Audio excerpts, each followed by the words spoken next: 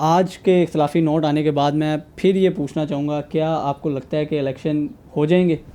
Election तो हो के रहने हैं, ये बता दूँ आपको। 4 जजेस ने तो कह दिया है कि ये 4-3 का फैसला था, लेकिन आप अभी भी ये मानते हैं कि 3-2 ही था? देखें ना, अगर चार का अगर कहते हैं तो फिर ये 5-4 का फैसला है। अब तो सुप्रीम कोर्ट ने नया फैसला दे दिया 4 अप्रैल को, 3 मेंबर बेंच ने दे दिया। कौन सा 4 कौन सा 3, सारे हवा में रह गए हैं। लेकिन पिटीशन तो वही थी ना पुराने वाली। ना पिटीशन नहीं है, यही तो बात है। अच्छा, सुप्रीम कोर्ट ने तो कह दिया कि बजट दें, लेकिन अगर पार्लियामेंट ही सप्लीमेंट्री बजट देने से इनकार कर देगी तो फिर क्या करेंगे? बात अगर की जाए 90 रोज़ में इलेक्शन करवाने की, वो तो ऑटोमेटिकली ख़त्म हो चुके हैं, 90 रोज़ से एक्सीड कर गया मामला।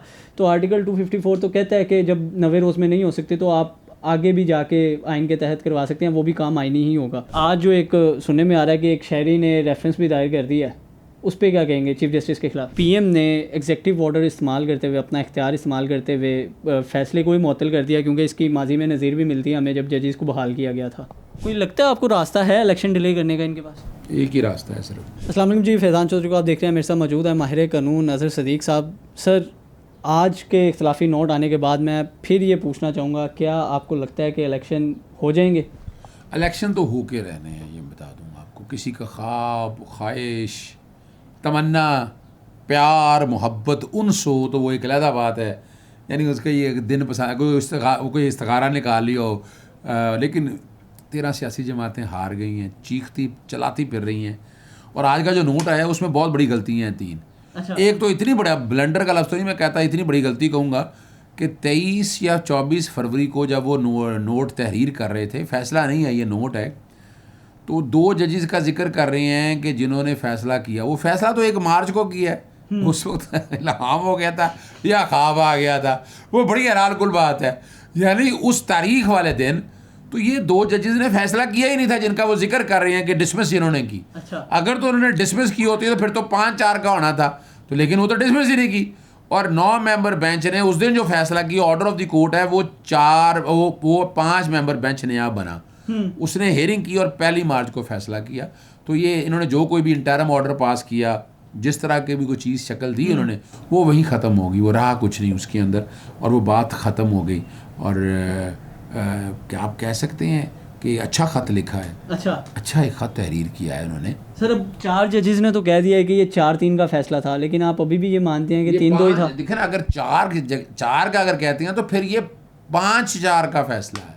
अगर ये 5 कहना है ना इन्होंने, अगर 4 कहना है तो जस्टिस एजाजुल हसन और जस्टिस सईद मुज़ाहिर अली नक़वी, वो बहुत जल्द आपके पास तफसीली फैसला आ रहा होगा, उनका भी नोट आ रहा होगा आपको।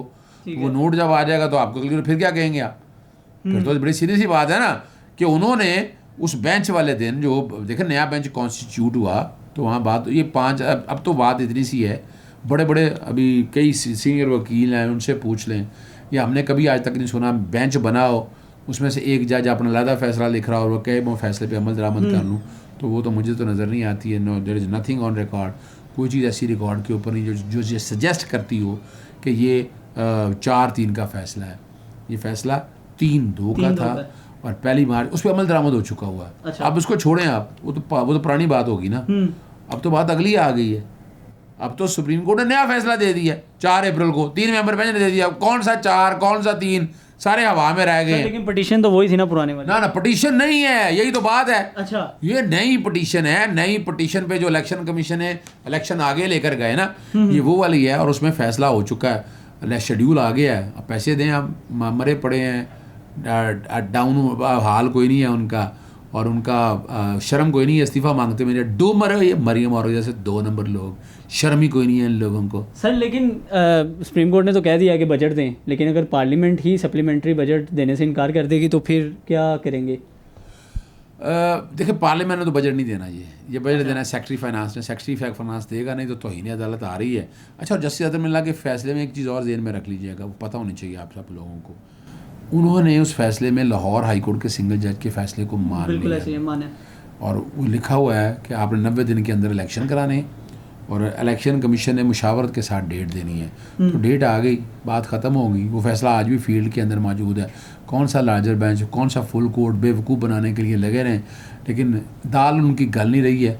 फैसला अब ये लिखा जा चुका है, हो चुका है, और अब इलेक्शन जो हैं 14 मई को हो रहे हैं। अगर डिले करना है ना तो एक ही वजह है कि वो असम्बलियाँ तहलील करेंगे अपनी, वो चाहे खैबर पख्तूनख्वा करे, बलूचिस्तान करे, कौमी असम्बली करे, तो फिर चीखे चलाते सुप्रीम कोर्ट के पास जाएंगे कि डेट एक कर दें, पैसा बचाना है या ऐसा करना है, लेकिन अब कोई हालत नहीं है और आप ज़हनी तौर पर बिल्कुल फ़ारग हो गए। सर बात अगर की जाए 90 रोज़ में इलेक्शन करवाने की, वो तो ऑटोमेटिकली ख़त्म हो चुके हैं, 90 रोज़ से एक्सीड कर गया मामला।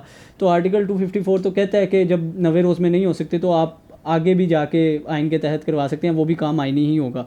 तो आपको नहीं लगता कि ये वो वाली प्ली लेके इसको मज़ीद डिले करेंगे, क्योंकि पहले भी तो यही टैक्टिक्स यूज़ हो रहे हैं। देखें, अब बात बड़ी सीरियस ही है कि बहुत देर की मेहरबान आते आते अब लेट नहीं हो सकता, अब मज़ीद लेट नहीं हो सकता, ये मैं बता दूं आपको। अब आगे सुप्रीम कोर्ट अगर ऐसी हालात हो डिज़ोल्व कर लें, सुप्रीम कोर्ट नहीं मानेगी कि आप बार बार डिले किए जा रहे हैं। 90 दिन की लिमिट को ऐसे तो नहीं, ऐसे हालात ही कोई नहीं है। कौमी सलामती कमेटी का इजलास, कौमी सलामती कमेटी के इजलास का कोई ताल्लुक नहीं, सारे मामले वो फैसले नहीं कर सकती है, ना आइन में कहीं लिखा है कि उन्होंने फैसले करने। लेकिन सिक्योरिटी को वजह बनाया, वो बात फिर वही है कि वो सुप्रीम कोर्ट के सामने आना चाहिए था। अगर किसी को बात करनी थी सुप्रीम कोर्ट के सामने आता, वो नहीं आया तो बात ख़त्म हो गई है जी। तो आप मतलब कंफर्म है कि इलेक्शन होके रहेंगे? जी बिल्कुल ऐसा ही, इलेक्शन होके रहेंगे। तो सर आज जो एक सुनने में आ रहा है कि एक शहरी ने रेफरेंस भी दायर कर दिया है, उस पर क्या कहेंगे चीफ जस्टिस के खिलाफ? वो तोता मैना की कहानी हम सुनते रहते हैं, हमें हमारे लिए कोई नई बात नहीं है। हमने ये मामूली आराम से चीज़ें सारी देखी हुई हैं, ठीक है ना जी।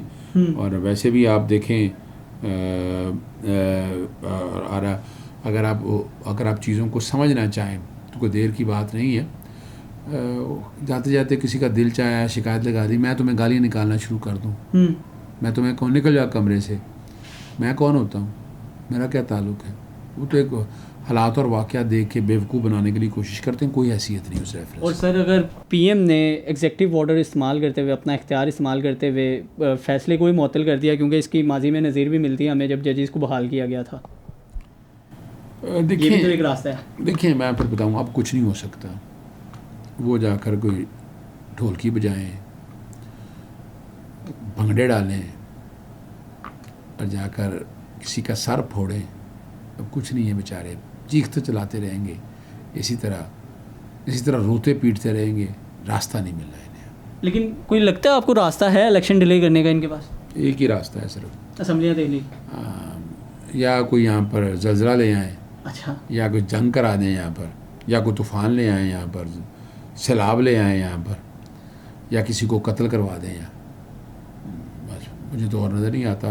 तो उसकी सुनवाई जो है वो दे चुके हैं, इनका ज़हन है इमरान खान साहब की जान लेने के हवाले से, लेकिन जिसे अल्लाह रखे उसे कौन चखे जी। बहुत शुक्रिया सर। अज़हर सिद्दीक़ साहब ने अपनी डिटेल में बातें बताई हैं और उन्होंने कहा है कि कोई सूरत हाल नज़र नहीं आ रही कि इलेक्शन जो है वो आगे जाएंगे, जो डेट आई है उसी पे इलेक्शन होंगे। मुझे दीजिए इजाज़त, अल्लाह हाफ़िज़।